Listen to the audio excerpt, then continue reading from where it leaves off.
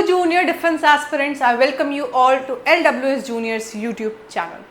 और आज हम जिस चीज़ के ऊपर चर्चा करने जा रहे हैं, जिस पर बात करने जा रहे हैं और जिस सवाल का जवाब मैं आज देने जा रही हूँ, वो RIMC के उन एस्पिरेंट्स के लिए है, उन जूनियर डिफेंस एस्पिरेंट्स के लिए है जो ये जानते हैं, जिन्हें ये बताया गया है, जो ये मानते हैं कि वो एक एवरेज स्टूडेंट है। ठीक है, तो अब सवाल क्या है कि एवरेज जो अगर आप कोई स्टूडेंट है तो एवरेज से टॉपर कैसे बन जाओगे, कैसे RIMC को सर्टेन हैक्स से क्रैक कर दोगे। पहली बात एंड फॉरमोस्ट चीज़, अगर मेरा ये वीडियो कोई पेरेंट्स देख रहे हैं, अगर मेरा ये वीडियो कोई एस्पिरेंट देख रहा है, आप सभी को मैं एक चीज़ कहना चाहती हूँ कि कोई भी बच्चा एवरेज नहीं होता, किसी का भी दिमाग कम नहीं होता, किसी को भी कम अक्ल कहना गलत है। क्यों? क्योंकि वास्तविकता में इस तरह की कोई चीज़ होती ही नहीं है। इट्स जस्ट वो बच्चा टॉपर हो जाता है जो हर दिन बैठ के एक सिंसेरिटी के साथ एक टाइम टेबल को फॉलो कर लेता है, टाइम टेबल ना सही थोड़ा बहुत पढ़ लेता है। और एक एवरेज स्टूडेंट जिसे आप उसके ग्रेड से, उसके रिपोर्ट कार्ड से जज करते हो, तो वो एवरेज सो कॉल्ड स्टूडेंट्स जो हैं वो केवल अपनी पढ़ाई पे ध्यान नहीं दे रहे होते, उनका ध्यान बाकी चीज़ों में भी होता है। उनका ध्यान किसी का खेलने कूदने में होगा, किसी का किसी आर्ट में होगा। समझे? तो बच्चा कोई भी एवरेज होता नहीं है। एवरेज परफॉर्मेंस हमारी क्यों डेवलप होती है, हम एवरेज परफॉर्मेंस क्यों देते हैं, इसका एक कारण होता है। इसका कारण बहुत सिंपल है। अगर मैं आज आपको पढ़ा रही हूँ और मैं अब 1 साल तक क्या करूँ, पढ़ना छोड़ दूँ, किसी को पढ़ाना छोड़ दूँ, आप देखेंगे 1 साल बाद मेरी परफॉर्मेंस एवरेज हो जाएगी, ख़राब हो जाएगी। क्यों? क्योंकि मैं आउट ऑफ प्रैक्टिस हो चुकी थी। यही होता है उन बच्चों के साथ जिन्हें आप वो एवरेज स्टूडेंट का एक ठप्पा लगा देते हैं, एक टैग दे देते हैं, क्योंकि ये बच्चे सिर्फ किताब बैठकर नहीं पढ़ रहे, इतना ही कर रहे हैं। इनके आप कह सकते हैं एंड से बस यही एक कमी है।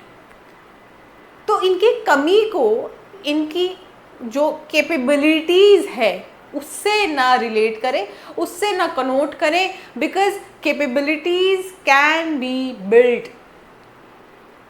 कैपेबिलिटीज़ जो है, आपकी जो क्षमताएं हैं, हर एक इंसान को, हर एक बच्चा जब पैदा होता है तो भगवान ने उसको जो है सर्टेन कैपेसिटीज़ के साथ और लगभग इक्वल तरीके से ही बनाया, एक्सेप्ट फॉर दो स्पेशल और स्पेशली एबल्ड चाइल्ड। ठीक है, तो आप आज यहाँ पे क्या पढ़ने वाले हैं, क्या समझने वाले हैं? RIMC हैक्स फॉर दो students who perform at an average grade.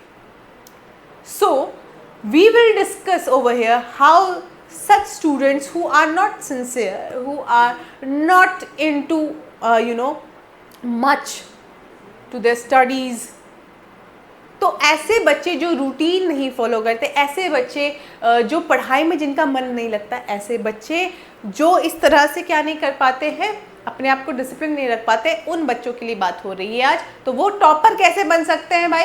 Average से टॉपर कैसे बनोगे? हैक फॉलो करना पड़ेगा। वो हैक मैं बताऊंगी आपको, और वो हैक अगर आप फॉलो करते हैं तो आप देखेंगे कि किस तरीके से आप में चेंजेस आएंगे। चलिए, हैक तो मैं बता दूंगी, लेकिन उससे पहले जो बात होनी चाहिए, जिस पे चर्चा होनी चाहिए, वो है LWS जूनियर्स। LWS जूनियर्स की जो हमारी टीम है, न केवल हम YouTube पे बल्कि गूगल प्ले स्टोर में हमारा ऐप भी है। हमने दोनों जगहों पर स्टूडेंट्स की प्रिपरेशन ओरिएंटेड कोर्सेज अवेल किए हैं। यूट्यूब पे तो हम क्या करते हैं, जनरल टॉपिक्स को डिस्कस करते हैं, हम लाइव मॉक टेस्ट कंडक्ट करते हैं, इन्फॉर्मेटिव वीडियोस बनाते हैं, बच्चों के लिए ज़रूरी होती हैं वो। ठीक है, जैसे जैसे एग्ज़ाम की नोटिफिकेशन आती है, एग्ज़ाम के प्रोसेस से रिलेटेड कोई चीज़ होगी, वो सब हम बताते रहते हैं यूट्यूब चैनल पे। लेकिन जब बात होती है ऐप की, तो ऐप में आपको क्या मिलेगा? कोर्स मिलेगा। आपको अपने एग्ज़ाम की प्रिपरेशन के हिसाब से LWS जूनियर्स के ऐप में कोर्सेज मिल जाएंगे। उस कोर्सेज को जब आप अवेल करेंगे आपको पता चलेगा कि वहाँ पे रिकॉर्डेड लेक्चर्स हैं। रिकॉर्डेड लेक्चर्स के अलावा वहाँ पे आपको क्या मिलने वाला है, डाउट सेशंस मिलने वाले हैं, यानी कि आप डाउट्स हमसे पूछ सकते हैं, ठीक है, हम इन 1-on-1 इंटरेक्ट कर सकते हैं। उसके अलावा क्या मिल जाएगा आपको वहाँ पे आपको नोट्स मिल जाएंगे, बड़े ही आसान शब्दों में आप अपने उस टॉपिक को कवर कर पाएंगे। आपको mock test with their solution videos मिल जाएंगे, आपको PYQs with their solution videos मिल जाएंगे। आप समझें कि एक होलसम कोर्स हमने प्रिपेयर किया हुआ है हर एक सब्जेक्ट में जो आपको टीचर्स वहाँ पे पढ़ा रहे हैं, they are quite expert in their respective fields and they have a good experience, ठीक है। तो इसी के साथ मुझे उम्मीद है कि अगर आपको अपनी तैयारी करनी है तो आप जो है ऐसा कोर्स ज़रूर ढूंढ रहे होंगे, तो आपको LWS जूनियर्स के इस ऐप में इस तरह के कोर्स, होलसम कोर्स आपको मिल जाएंगे, तो वो भी आपको हेल्प कर देगा, ठीक है। चलिए अब ये सारी बात हो गई, अब सीधे आते हैं मुद्दे पर। मुद्दा क्या है हमारा, RIMC है। किस चीज़ के लिए, कैसे हम अपनी एवरेज परफॉर्मेंस को टॉपर लाइक परफॉर्मेंस पे ले जाए, कैसे हम एग्ज़ाम को क्रैक कर लें, ठीक है। चलिए, जैसा मैं कहती हूँ हमेशा कि एग्ज़ाम को समझना ज़रूरी है, और एग्ज़ाम को समझने के लिए एग्ज़ाम का कुछ पैटर्न होता है। पैटर्न मतलब कि देखिए, आप तो ये तो एक नॉर्मल सी बात है, कॉमन सी बात है कि हमारे एग्ज़ाम में कौन कौन से सब्जेक्ट्स पूछे जा रहे हैं, ठीक है। एग्ज़ाम में कौन कौन से सब्जेक्ट पूछे जा रहे हैं, मान लेते हैं कि स्टैटिक GK का पार्ट आ रहा है, मान लेते हैं कि साइंस का पार्ट आ रहा है। अब जैसे RIMC की मैं बात करती हूँ, तो जो GK का उनका पेपर आता है उसमें गिन चुन के साइंस के 5 से 8 क्वेश्चन आते हैं, ठीक है। अब वो 5 से 8 क्वेश्चन आप कहोगे कि अरे यार 5-8 क्वेश्चन के लिए कौन इतना सर खपाए, छोड़ो इसको, नहीं पढ़ते। वो बहुत इंपॉर्टेंट है क्योंकि वो प्रेडिक्टेबल है। प्रेडिक्टेबल का मतलब आप उसका अनुमान लगा सकते हैं और आप ये जान सकते हैं कि कहाँ से पूछे जाते हैं। तो कुछ ऐसे फ्यू टॉपिक्स से आप उसको पढ़ लीजिए, आपका वो 5-8 क्वेश्चन आपके फिक्स हो जाएंगे। स्टैटिक GK की बात करूँ, कहाँ से आता है, स्पोर्ट्स एंड अवार्ड से क्वेश्चन बहुत सारे आते हैं, ठीक है। NCERT के कुछ टॉपिक्स हैं जहाँ से क्वेश्चन पूछे जाते हैं, कई सारे बैटल्स पूछे जाते हैं, ठीक है। मैप वर्क बहुत सारा आता है, करंट अफेयर बेस्ड बहुत सारी क्वेश्चंस पूछे जाते हैं। करंट अफेयर्स में क्या पूछा जाता है, जैसा एक तो मैंने आप लोगों को बता दिया कि स्पोर्ट्स एंड अवार्ड्स, उसके अलावा आप देखेंगे जैसे भारत रत्न, खेल रत्न, इस तरह के जो प्रेशियस, ठीक है, ऐसे जो प्रेस्टीजियस जो ऐसे अवार्ड्स होते हैं, ठीक है, इनकी डिस्ट्रीब्यूशन अगर कहीं हाल फिलहाल में हुई हो तो उसके बारे में पूछ लेगा आपसे, ठीक। मैप वर्क में मैंने जैसे कहा तो लेक्स बहुत सारे पूछते हैं, सी और ओशंस, ठीक है, इनसे रिलेटेड बहुत सारी चीज़ें पूछी जाती हैं। तो जब मुझे पता होगा कि एग्ज़ाम में पैटर्न कैसा है, भाई GK आ रही है, GK स्टैटिक नेचर की आ रही है, ऐसी आ रही है, ऐसी आ रही है, इसको ऐसे ऐसे मुझे प्रिपेयर करना है, आप तभी अलाइन कर पाएंगे, ठीक है। मतलब कहने का मतलब क्या है, मैं ट्रैकिंग पे जा रही हूँ और मुझे ये नहीं पता कि पथरीले रास्ते मिलेंगे, तो मुझे उसी हिसाब से अपने पैरों में क्या पहनने पड़ेंगे, गियर्स पहनने पड़ेंगे, ठीक है। उसी हिसाब से मुझे अपने जो है शूज़ रखने पड़ेंगे। अब मैं वहाँ हील पहन के चली जाऊँ पहाड़ों में, कितने कदम चल पाऊँगी, और अगर चल भी लूँगी तो फिर कहाँ तक बच पाऊँगी, समझ। तो अगर आप जानते ही नहीं जहाँ आपको जाना है उसका रास्ता कैसा है, how will you be prepared, ठीक है, अपने आप को कैसे प्रिपेयर करेंगे। तो वही चीज़ है कि अंडरस्टैंडिंग योर एग्ज़ाम पैटर्न, और अंडरस्टैंडिंग योर एग्ज़ाम पैटर्न में क्या होता है कि यहाँ पर आपको जो आपका रिटन सब्जेक्ट है, ठीक है, जैसे इंग्लिश है, मैथ्स है, GK है, और GK में साइंस भी इंक्लूडेड होता है, ठीक है, वो पता होना चाहिए कि ठीक है भाई मेरा रिटन का एग्ज़ाम होता है और ये मेरे सब्जेक्ट्स हैं और सब्जेक्ट्स में मुझे ये क्वेश्चंस पूछे जाते हैं। उसके बाद आपके इंटरव्यू आता है, वाइवा। इंटरव्यू में क्या होता है, आपकी पर्सनालिटी, आपका कॉन्फिडेंस, आपका अवेयरनेस लेवल देखा जाता है। और रहा सवाल मेडिकल टेस्ट का, तो इस पर आपकी फिटनेस, आपकी बेसिक हेल्थ देखी जाती है। ये कुछ चीज़ें हैं, यानी कि you have to be prepared mentally, physically.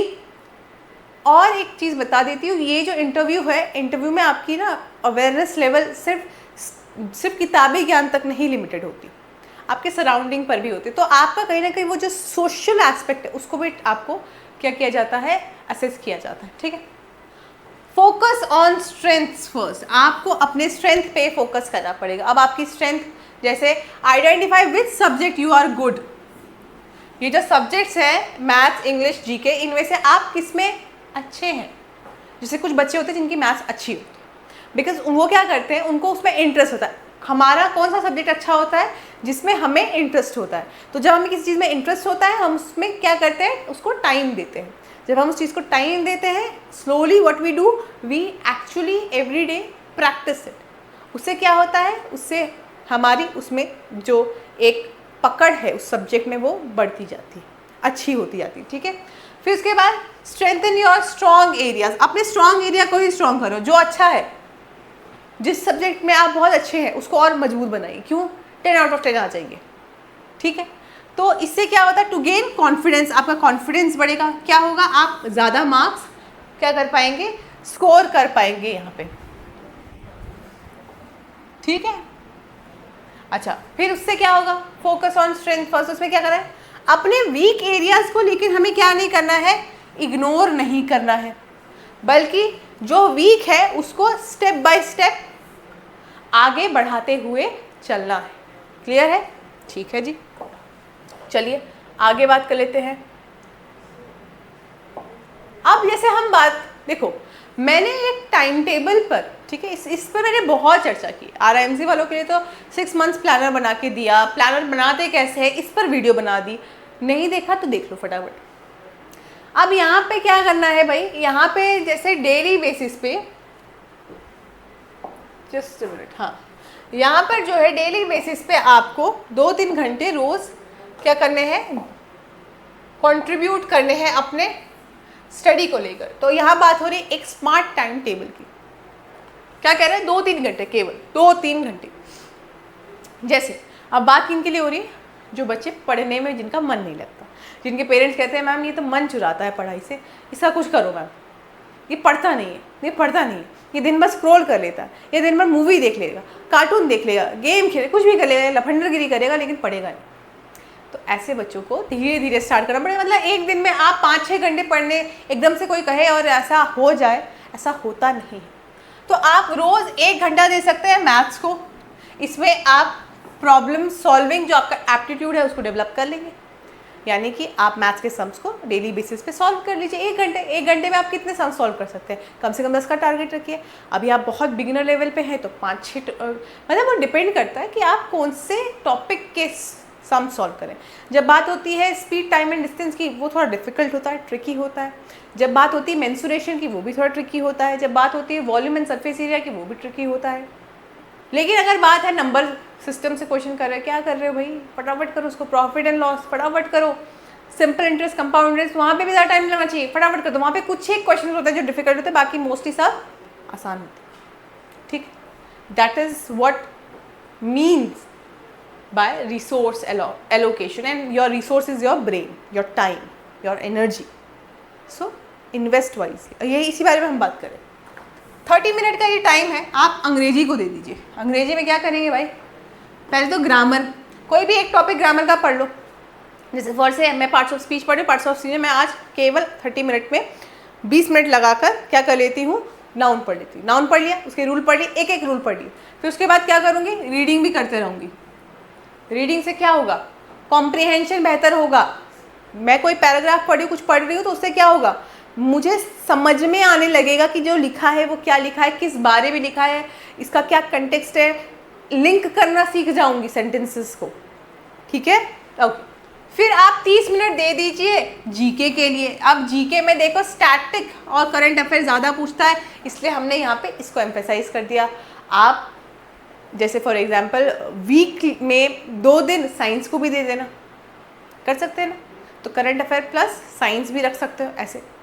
तो अपने हिसाब से उसको मोल्ड कर लो। मैं आपको बस एक थोड़ा सा आइडिया दे रही हूँ। और बचा हुआ जो 30 मिनट है, ठीक है, आप रिवीजन या मॉक टेस्ट कर सकते हो। तो इसको 30 मिनट के अलावा आप इसको 60 मिनट भी लेके जा सकते हैं, क्योंकि यहाँ तक तो हमारे केवल 2 आवर्स हुए हैं। यहाँ तक केवल 2 आवर्स हुए हैं, तो आप उसमें 1 घंटा और जोड़ लीजिए और आप रिवीजन एंड मॉक कर लीजिए। मॉक प्रैक्टिस करनी है तो अगेन LWS जूनियर्स के ऐप में आपको मॉक पेपर्स मिल जाएंगे। ठीक है, आप केवल अगर ऐसे पेपर्स ही प्रैक्टिस करना चाहते हैं, उसी के लिए चाहें, तो आप उसके लिए भी अलग से अवेल कर सकते हैं। ठीक है, मेहनत करने की अगर इच्छा है, रिसोर्सेज की कमी नहीं है। एटलीस्ट आज के ज़माने में तो किसी भी बच्चे के लिए ये प्रॉब्लम नहीं। और PYQs को ज़रूर सॉल्व करो। PYQs जो है वो आपको रियल एग्ज़ाम जो एक आइडिया होता है, जो एक एटमॉस्फेयर होता है, जो एक फील होता है, वो देता है। एग्जैक्टली एग्जाम में किस तरह के क्वेश्चन पूछे जाएंगे वो आपको वहाँ पे पता चलता है, ठीक है। चलिए नेक्स्ट, अब आपको कुछ स्मार्ट स्टडी टेक्निक्स का यूज़ करना है। स्मार्ट स्टडी टेक्निक्स, अब भाई ऐसे स्मार्ट स्टडी टेक्निक्स क्या हैं ये सोच लो एक बार। तो जैसे कि यूज़ मेनोमिक्स, ठीक है, दो इसमें M जो है हम उसको साइलेंट रख सकते हैं, but I pronounce is like that.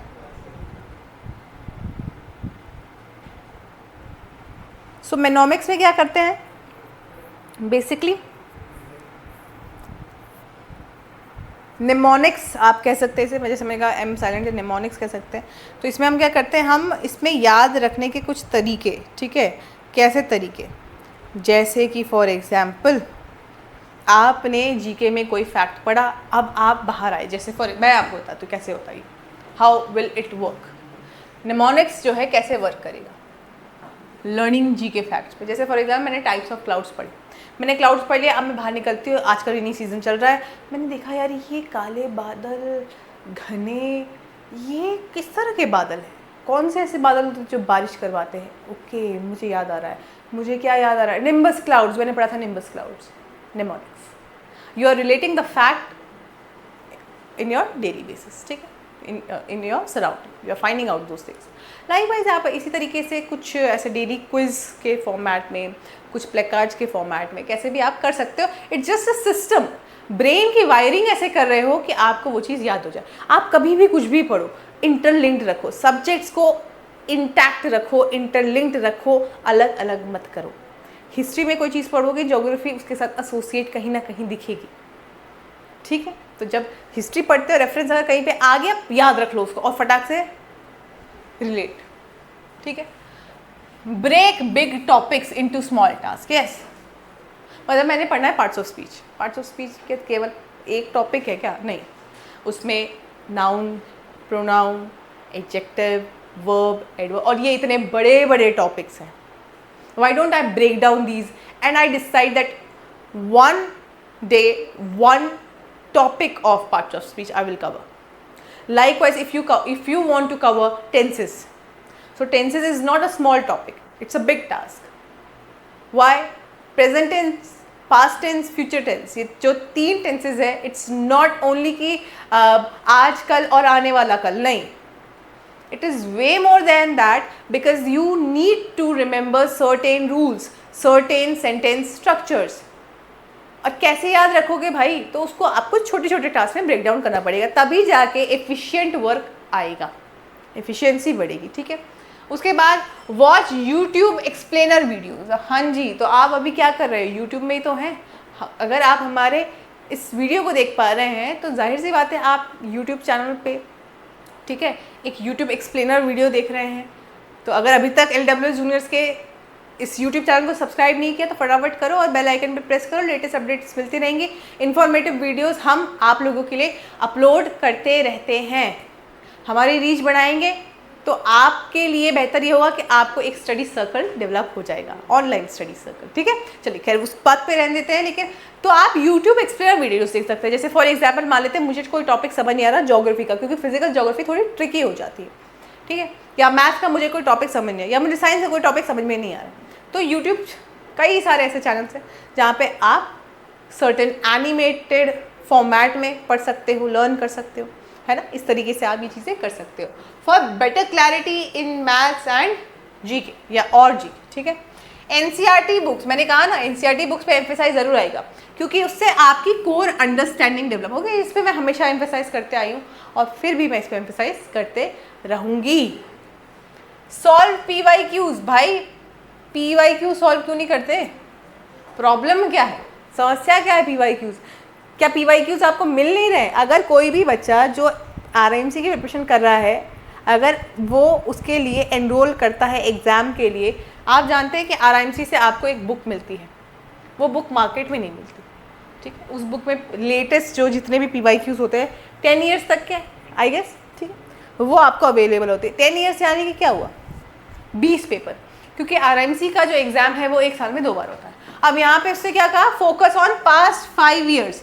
Yes exactly, क्योंकि हर 5 साल में आजकल पैटर्न चेंज हो रहा है। मैं तो ये देख रही हूँ इनफैक्ट कि हर 2 साल में भी पैटर्न जो है अपने आप को चेंज कर रहा है स्लाइटली, पता नहीं चल रहा है लेकिन हमें पता चल जाता है, ठीक है, because we are in this field for many years, तो हमें आइडिया लग जाता है कि क्या चेंजेस हो रहे हैं, कैसे चेंजेस हो रहे हैं, ठीक है। और ध्यान रखिएगा, जब एग्ज़ाम की टाइम्स जो है क्लैश करती हैं, जब एग्ज़ाम के जो आप कह सकते हो यूजुअल जो मंथ्स होते हैं जब वो कंडक्ट होता है, उसमें जब वो डिले करता है, उस समय एग्ज़ाम वो डिफ़िकल्ट और बनाता है, ध्यान रख लीजिए, ठीक है। PYQs are quite important. So it basically make you understand about the repeated question types, not the topics. For now it is telling you कि आपको पता है, मतलब जीके में स्टैटिक ही मोस्टली आ रहा है, मुझे पता है कैसे चल रहा है, मैंने PYQs एनालाइज किया।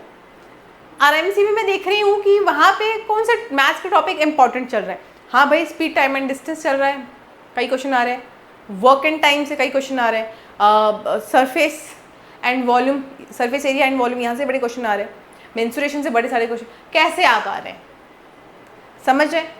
तो उसका कारण है, सर्कल हो गया, ट्राइंगल्स हो गया, तो वो कुछ चंद चुनिंदा टॉपिक, तो मुझे पता चल गया कि क्वेश्चन का टाइप कैसा आ रहा है, ठीक है।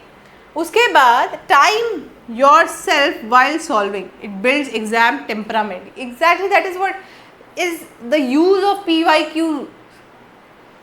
आप एग्जाम बेस्ड, आपको पता चलेगा कि एग्जाम में एग्जैक्टली यही क्वेश्चन होती है, तो पूछेगा ये क्वेश्चन ना एग्जाम में, तो ऑब्वियसली बात है ये एग्जाम में ऐसे ही क्वेश्चन आ रहे हैं, it's not mock, it's PYQs। Now your duty is whenever you are solving those papers, make sure कि आप उसे टाइम बाउंड रखें, मेक श्योर कि आप उसे टाइमर सेट करके रखो, पेपर मैंने इतने मिनट में इसको कवर करना है, ये सेक्शन, जैसे फॉर एग्जाम्पल 4 घंटे का फॉर एग्जाम्पल मेरा पेपर है, और मेरा सबसे ज़्यादा मार्क्स मैथ्स में है, सबसे डिफिकल्ट पार्ट मैथ्स है। I will start with maths, I will begin with maths.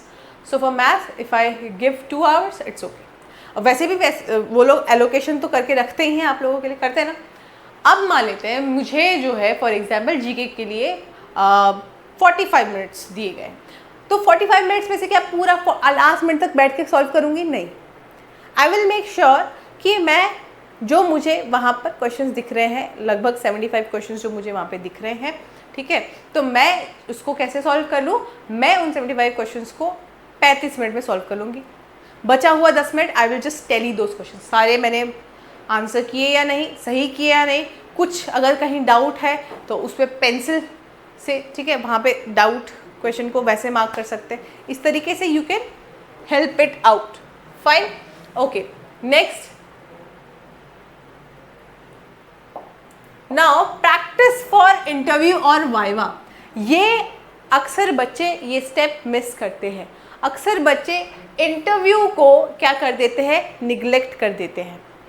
Result क्या होता है, अच्छा स्कोर करने के बाद भी they don't get good ranks, and when they don't get good ranks so their selection, obviously वो सिलेक्शन जो है वो भी कहीं ना कहीं उसका जो पॉसिबिलिटी है वो भी कहीं ना कहीं क्या हो जाता है, नीचे, ठीक है, गिरने लगता है। सो क्या करना है भाई, वाइवा की प्रैक्टिस कैसे करें, इंटरव्यू को कैसे प्रिपेयर करें। First of all introduce yourself confidently. You can do this by practicing in front of a mirror, in front of your parents, in front of your friends, siblings, किसी के सामने भी जहाँ पे आप कंफर्टेबल फील करें।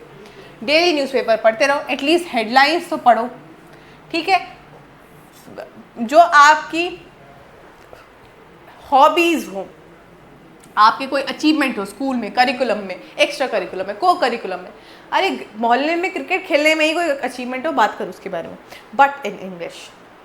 सो वो आपके अंदर धीरे धीरे वो कम्युनिकेशन स्किल को बिल्ड करेगा। देखना उसका इम्पैक्ट पड़ता है भाई इंटरव्यू में।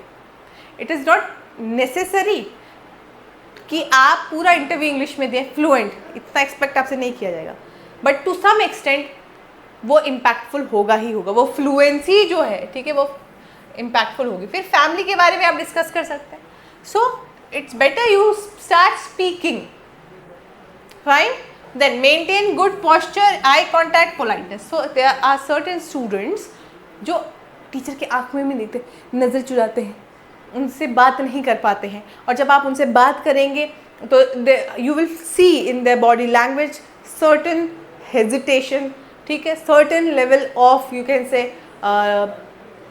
लो कॉन्फिडेंस, ठीक। सब कहाँ से कैसे पता है? बॉडी लैंग्वेज से। हाथ ऐसे ऐसे कर रहे हैं, झुक के बैठे हुए हैं, या they are not straight and chest up नहीं है।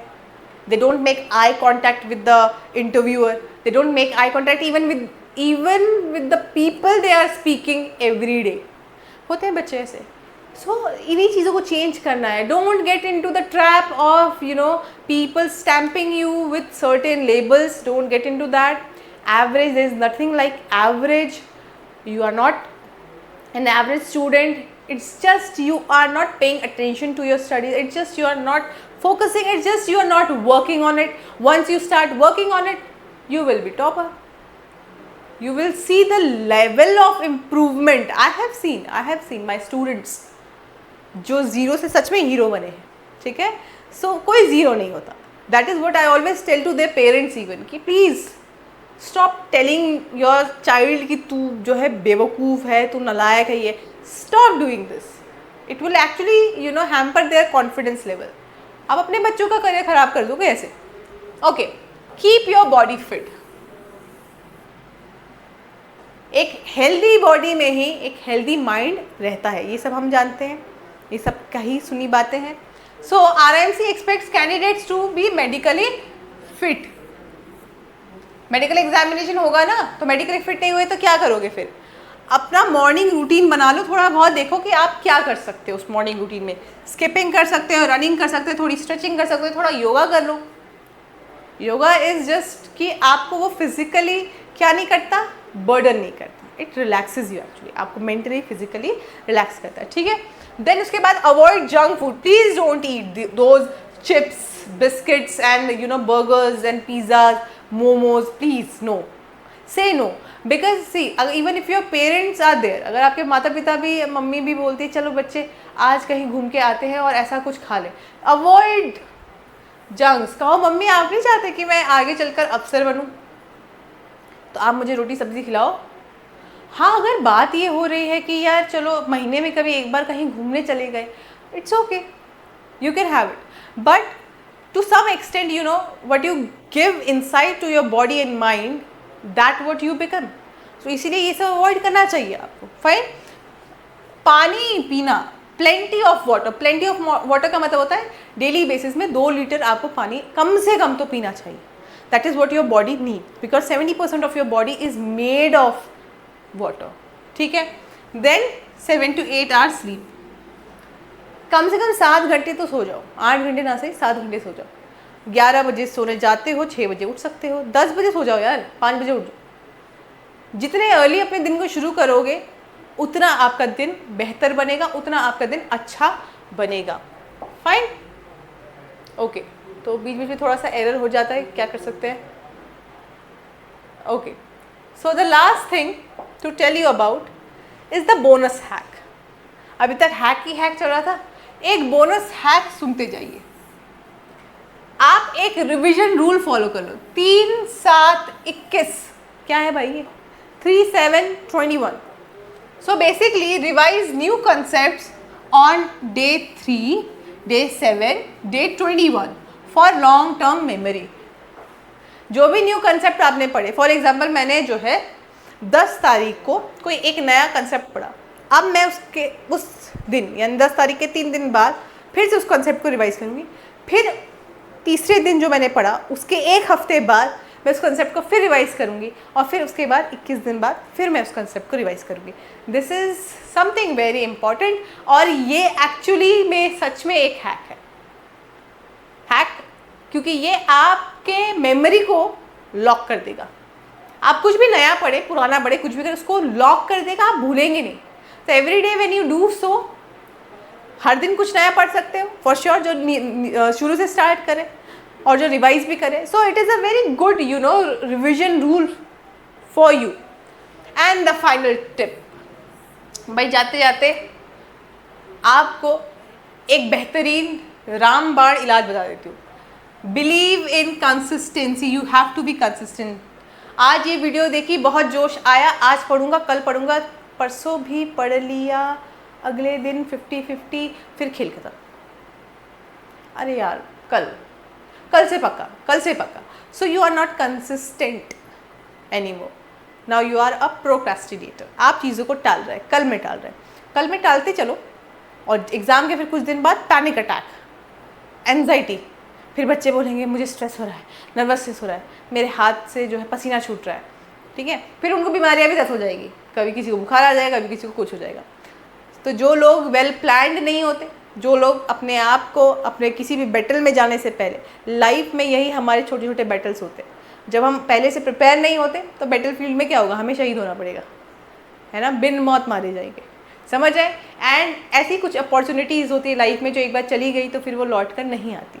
सो be very careful about those things, ठीक है। So you need to be consistent, don't run after, don't be after any sort of perfection, even if you study for 2 hours daily. मैंने कहा ना 2-3 घंटे तक ही अभी शुरुआत करनी है ना, 2-3 घंटे से ही कर लो, देखना जैसे ही एक बार आपका फ्लो बन जाएगा, you will automatically increase your time. Daily basis पे अगर 2 घंटे भी पढ़ रहे हो ना, पूरे फोकस के साथ 6 महीने लगातार, आप तब भी RIMC क्रैक कर सकते हो।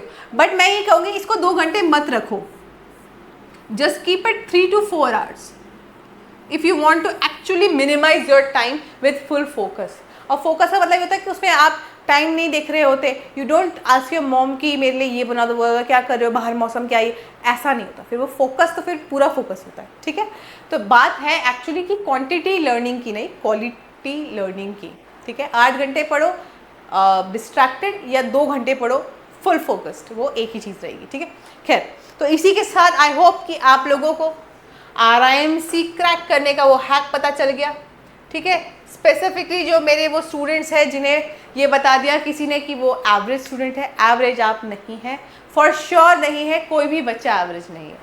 उनकी परफॉर्मेंस एवरेज तब आती है क्योंकि वो कंसिस्टेंट नहीं है, फोकस नहीं है, अभी बच्चा है, ठीक है, थोड़ा बचपना है उसके अंदर, तो वो अभी दूसरी चीज़ों में थोड़ा सा खोया हुआ है, ठीक है। So the parents needs to make them realize only, ना कि उनकी लेबलिंग कर दी जाए, ना कि उन पर स्टिग्मा लगा दे, ना कि उनकी स्टीरियोटाइपिंग कर दे, ठीक है।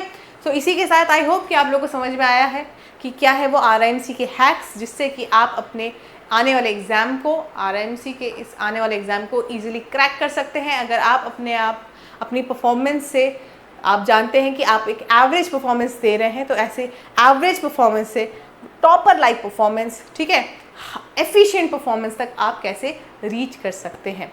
So students and to all parents who are watching this video, kindly share this video to all those whom you feel कि उनको भी उसकी ज़रूरत है, उन्हें भी ये बातें पता होनी चाहिए। तो मिलते हैं आपके साथ अगले वीडियो में, तब तक आप सभी अपना ख्याल रखें।